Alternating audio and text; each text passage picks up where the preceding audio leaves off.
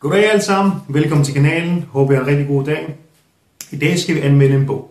Vi skal anmelde en af mine yndlingsbøger, en af mine yndlingsselvhjælpsbøger, og vi skal også kigge nærmere på og anmelde, kan man sige sådan, en af mine helt store yndlingsfilosofer, selveste Diogenes of Sinope.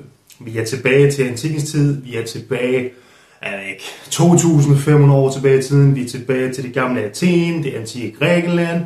Vi har navne som Platon, Sokrates, Alexander den Store og selvfølgelig Diogenes of Sinope, været rundt der i Athen eller det gamle Grækenland og snakke om deres livsfilosofi og hvordan det er at leve i harmoni med dyderne, og hvordan det er at leve i harmoni med sine egne værdier, hvad er et lykkeligt liv, og hvor kommer en der ro fra, og rigtig mange andre vidunderlige ting, som vi til dagens dato stadig kan drage nytte af, og som til dagens dato gavner rigtig mange mennesker, blandt andet mig selv her. Men nok om det. Lad os kigge nærmere på vores bog herover. Det er How to Say No, skrevet af M.D. Osher. Det er en engelsk bog, men det hele foregår på dansk. Og den skal vi anmelde, og jeg vil også give jer min egen personlige filosofiske selvreflektioner, som har bidraget til, at jeg kan få lidt mere, visdom i livet, og jeg kan have sådan lidt mere, lidt mere tryghed med mig selv, og bedre til at sige nej, eller til at sige nej, som bogen indikerer. Så lad os komme i gang med damer og herrer. Velkommen til Jagten på Visdom.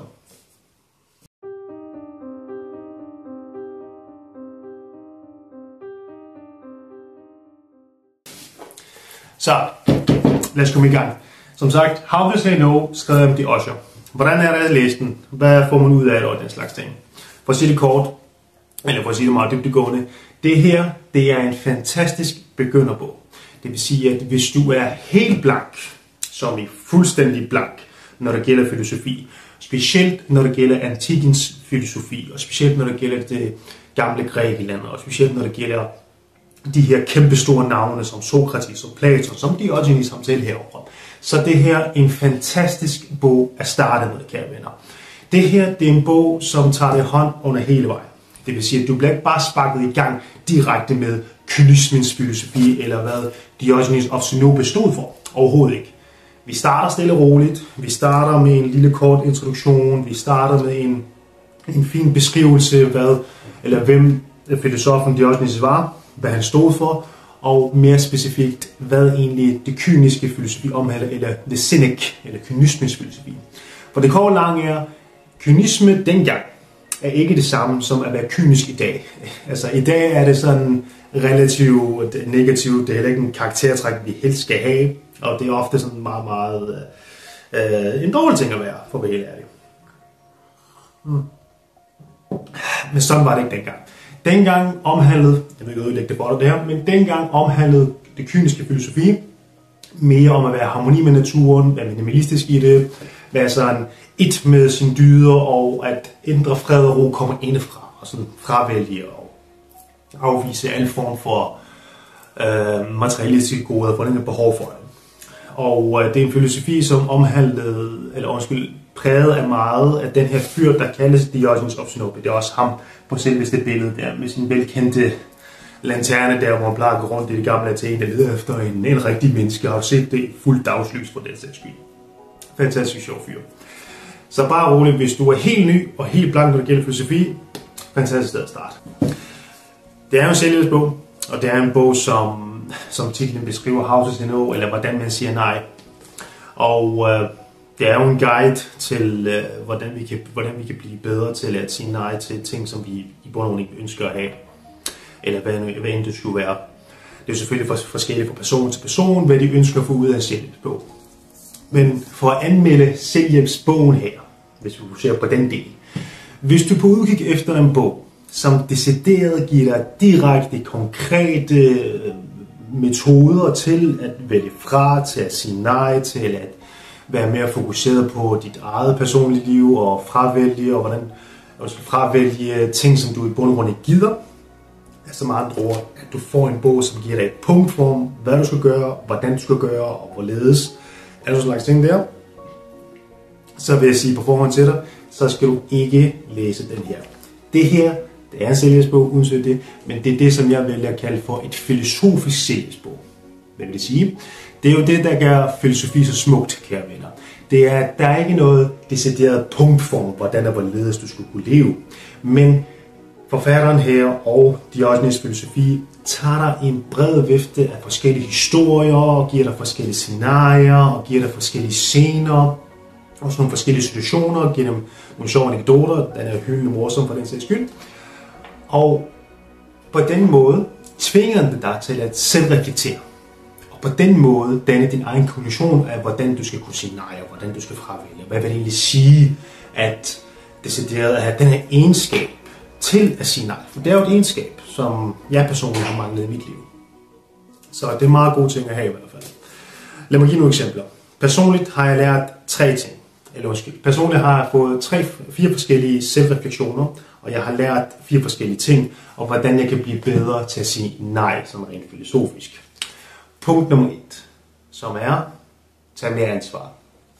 Der er en fin lille historie i bogen her, hvor at Diogenes, eller en af de andre kyniske filosofer, som bevæger sig rundt af i Athen eller andre steder i landet, som gik meget op i at træne deres krop, og træne deres sind, og træne deres mindset, til at blive så uafhængige, så meget de nu kan, uafhængige af eksterne ting.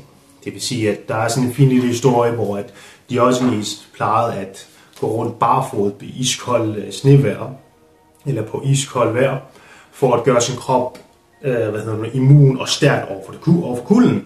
Og om sommeren, da det var ekstremt varmt, så plejede han at rode rundt i varm sand, for igen at gøre sin krop utrolig stærk imod varme, så han kan holde ud i alle former for vind og vejr. Jeg skulle have tænkt på, at han var jo hjemløs, boede på en tønde, så det er måske meget god idé, når man ikke har en tæppe eller sådan noget der. Men det fik mig sådan, da jeg læste det fik mig sådan til at tænke, måske er det en meget god idé, eller måske er det en vigtig ting, at det er at tage mere ansvar over sit liv, og i stedet for at forvente at blive grebet af hvem som helst, eller nogen som helst, så er det meget rart at tage ansvar over sit eget liv, og sådan sørge for, at man kan gribe sig selv i tilfælde, der sker noget. Ikke fordi jeg skal ud og være hjemløs i dag, men forstå mig ret. Jeg tænker mere specifikt om at have mere ansvar om mit liv, så jeg bliver, eller jeg har mindre forventninger til andre mennesker om at gribe mig.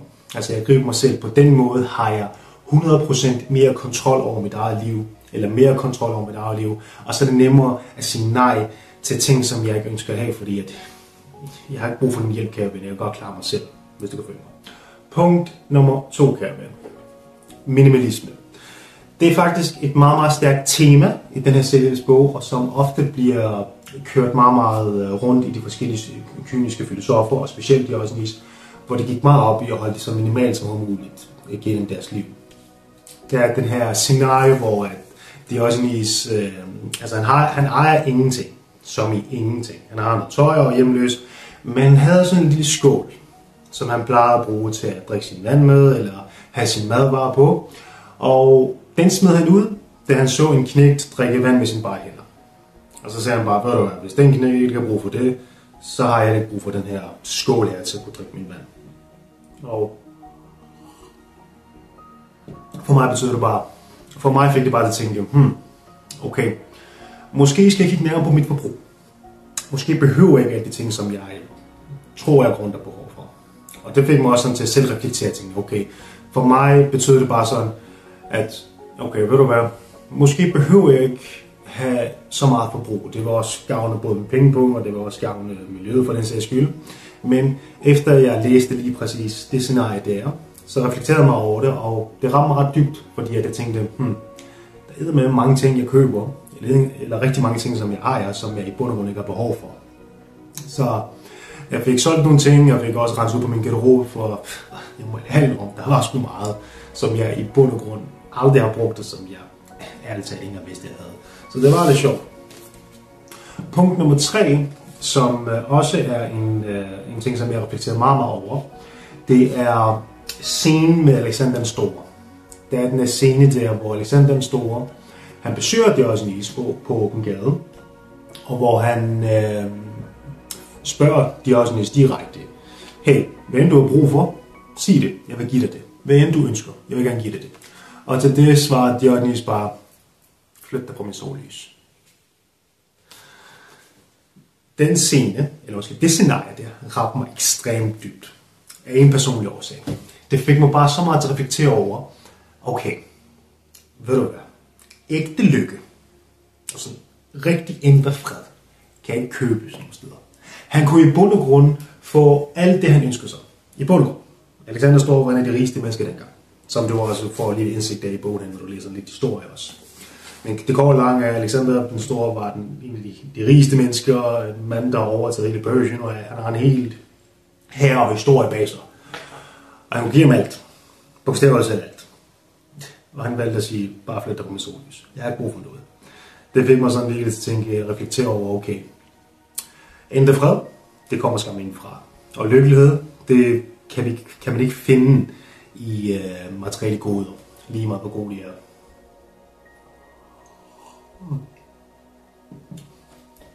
Og en fjerde ting, som jeg fik ud af den her bog, som også fik mig til at reflektere over tingene, det er, at det er meget, meget vigtigt at sige nej til, hvad andre folk synes.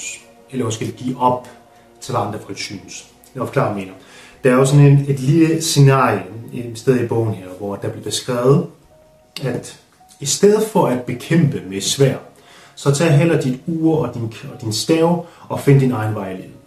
Eller noget af den stil. Der er et specifikt scenarie i bogen her. Og lige præcis det kapitel der, lige præcis den der scenarie der, ramte mig ekstremt dybt. Som ekstremt dybt. Helt ned i sjælen til mig. Altså, det var helt vildt, hvor dybt den er. For det fik mig til at tænke på, at alle de gange gennem hele mit liv, hvor jeg har prøvet at overtale folk, eller forsvare mig selv over for andre folk, hvad jeg synes giver mening i mit liv. Og efter jeg læste det der, fik det mig bare til at tænke, ved du hvad, det er ret spild af tid, og ret spild af energi. Fordi de vil højst sandsynligt ikke forstå. Altså, de vil højst sandsynligt ikke forstå, hvad jeg prøver at sige til. 2, jeg er ikke tvunget til at forsvare, eller forklare den noget som helst. Og 3, jeg spilder meget af min energi. Så det fik mig bare sådan til at indse, at ved du hvad, i stedet for at bruge tid og energi på at forklare dig selv, og den slags ting, så vil jeg hellere bare personligt bruge min tid på at fokusere på min egen vej her i livet. Og der er rigtig mange andre ting, du kan få ud af, når du læser den her bog. Det er en fantastisk bog. Som sagt, den tager dig fra begyndelse til historie. I kan selv se, hvor meget jeg har markeret de forskellige steder i bogen der. Der er klips og klaps hele vejen, men det har været en fantastisk fornøjelse at læse den her krabat her. Og selvom den er på engelsk, og jeg er ufattelig dårlig til engelsk, så har den ikke været så slem. Altså, der har været nogle gange, hvor jeg skulle bruge bogen til at finde ud af, hvad der står og alt det, men ellers så er det sgu meget fint. Så en klar anbefaling, hvis du starter på filosofi, en klar anbefaling, hvis du også bare har lyst til at have en lille viden eller en lille forståelse over det er også ens liv. Du behøver ikke at læse den her for lige præcis at lære, hvordan du kan sige nej. Men det er jo en filosofisk selvhjælpsbog. Hvad jeg læste og hvad jeg fik ud af det, kan være noget helt andet, hvad du får ud af det, og det er det, der gør filosofi og selvhjælpsbøger så smukt, når det er skrevet på den måde, som de gør. Vi lærer altså forskelligt fra det, og i dag fik jeg bare lyst til at anmelde den, og også give dig sådan lidt indsigt, hvad jeg personligt har lært fra den. Håber du kunne lide videoen, og jeg linker til den her bog her i nedenunder herovre, hvis du er interesseret. Rigtig god dag til alle sammen, og vi ses lige pludselig. Hej!